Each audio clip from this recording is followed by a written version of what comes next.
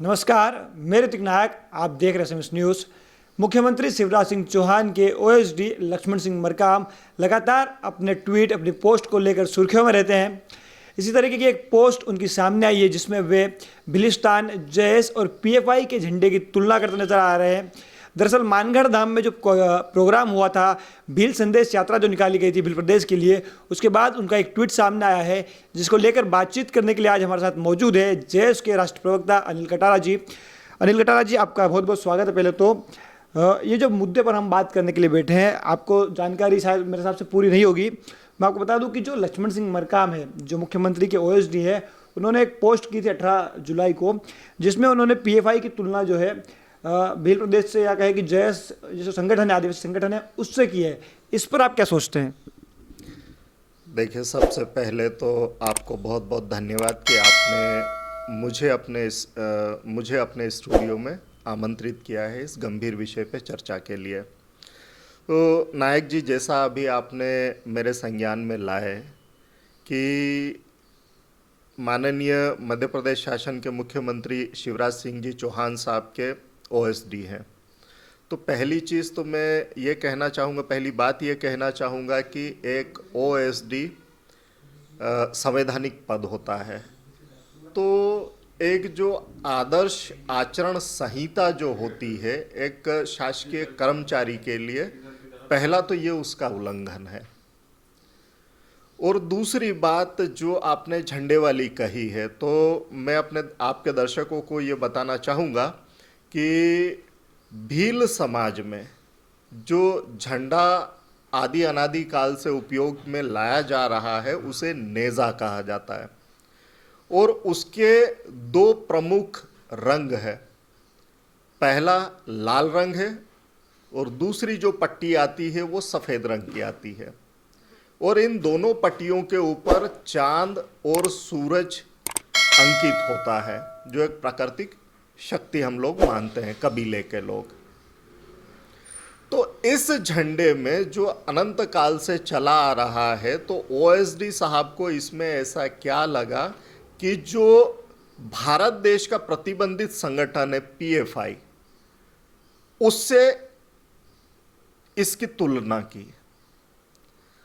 लेकिन पिछले लंबे समय से ये देखने में आ रहा है, मेरे भी और संगठन के भी, कि मध्य प्रदेश सरकार के जो OSD हैं मुख्यमंत्री महोदय के, वो बीजेपी के प्रवक्ता के तौर पर या उस तरह से अपनी बात रख रहे हैं।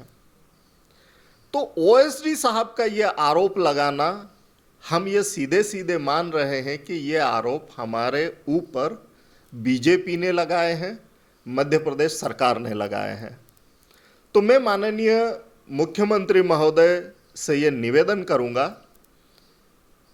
कि PFI की तरह जयस ने कौन कौन से कार्य किए हैं, आप उनकी सूची सार्वजनिक करें। हमने कौन से संविधान के विरुद्ध कार्य किए हैं, उसकी सूची सार्वजनिक करें। वह राष्ट्र के विरुद्ध कार्य करने के लिए जयस के किस किस कार्यकर्ता के ऊपर प्रदेश में कार्रवाई की गई, उसकी सूची सार्वजनिक करें। और अगर ऐसा कोई बिंदु नहीं है तो फिर माननीय मुख्यमंत्री महोदय भील कबीले और कबीलों के सारे संगठन से माफी मांगे सार्वजनिक रूप से। लगातार जो है उस जो पोस्ट में अलगाववादी शब्दों का प्रयोग किया गया है, विभाजनकारी शब्दों का प्रयोग किया गया है। इसके अलावा लगातार जो आप चाहे मानगढ़ की घटना लीजिए, जो मानगढ़ में प्रोग्राम हुआ था, उसके बाद जो अभी रिसेंटली गुना में प्रोग्राम हुआ है, उसको लेकर भी कुछ टिप्पणियाँ की गई है। तो लगातार जो जयस को निशाना बनाया जाता है, और ये PFI वाला जो मामला है, तो पूरी तरीके से लक्ष्मण सिंह मरकाम जो है वो आपको टारगेट कर रहे हैं। कैसे देखते हैं? देखिए, इससे पहले बीजेपी और RSS के कार्यकर्ता हमको टारगेट करते थे, लेकिन कभी वो किसी चीज़ को साबित नहीं कर पाए। उन्होंने आसमान की तरफ थूका और वो थूक उनके चेहरे पे गिरा। अब जब वो कुछ नहीं कर पाए तो प्रदेश शासन के द्वारा OSD के रूप में लक्ष्मण सिंह मरकाम जी को बिठाया गया। और लक्ष्मण सिंह जी मरकाम जी बीजेपी के मुख्य पत्र की तरह व्यवहार कर रहे हैं। वो एक शासकीय कर्मचारी हैं और शासकीय कर्मचारी के लिए एक आचरण संहिता बनी हुई है। इनके ये सारे कृत्य उस आचरण संहिता के विरुद्ध है। तो हम प्रदेश सरकार से मांग करते हैं कि वे सारे तथ्यों को देखें, इसकी जांच करें और अगर ये दोषी पाए जाते हैं तो इनके विरुद्ध वैधानिक कार्रवाई की जाए। वैधानिक कार्रवाई की आप मांग कर रहे हैं, लेकिन जिस तरीके से पहले भी कुछ ऐसी घटनाएं हुई थी, पोस्ट ट्वीट हुए थे, कुछ कार्रवाई नहीं हुई है। ऐसे में आगे जयस या जो दूसरे संगठन है जिन पर इन्होंने इस तरह का आरोप लगाया है, वो क्या रणनीति अपनाने वाले हैं?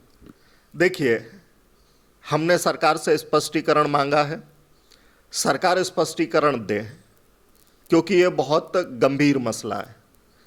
आप एक ऐसे संगठन के विरुद्ध अलगाववाद का आरोप लगा रहे हैं जो भारत के संविधान के अधीन रहते हुए कार्य कर रहा है। हम विधि और संविधान के विरुद्ध कहीं नहीं गए। हमारी जो मांगे हैं वो संवैधानिक मांगे हैं और वो लिखित में है, तो उसमें अलगाववाद की बात कहाँ से आई? लेकिन ये कई बार हमको हमारे विचारों को, हमारे उद्देश्यों को दबाने के लिए इस तरीके की बात होती है। तो सरकार स्पष्टीकरण दे, सरकार स्पष्ट करे। और अगर सरकार ऐसा काम करने में असफल होती है तो हम 8 दिन के बाद, 1 सप्ताह के बाद में घर घर, गांव गांव, कस्बे कस्बे, जिले जिले मुख्यमंत्री माननीय शिवराज सिंह जी चौहान साहब का पुतला दहन करेंगे। उससे फिर बीजेपी को और प्रदेश सरकार को आपत्ति नहीं होना चाहिए। तो सुना आपने किस तरीके से गुस्सा जो है, जो रोष है, वो जयस के अंदर है, जयस के राष्ट्र प्रवक्ता के अंदर है, कि किस तरीके से जो लक्ष्मण सिंह मरकाम है एक शासकीय कर्मचारी है और उन्होंने जयस या कहे भील प्रदेश की जो मांग है उसकी तुलना पीएफआई जो कि एक प्रतिबंधित संगठन है उससे कर दी है।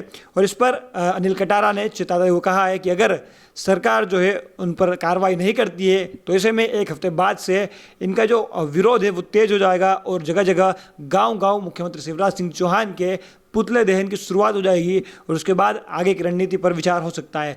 तो फिलहाल ये जो मामला है तूल पकड़ता नजर आ रहा है। ऐसे में आपको क्या लगता है वो कमेंट बॉक्स में ज़रूर लिखिए। अभी तक आप हमारे चैनल से नहीं जुड़े तो चैनल से ज़रूर जुड़ जाइए ताकि आदिवासी समाज से जुड़ी सारी खबरें हम आप तक पहुंचाते रहें। फिलहाल के इतना ही, धन्यवाद।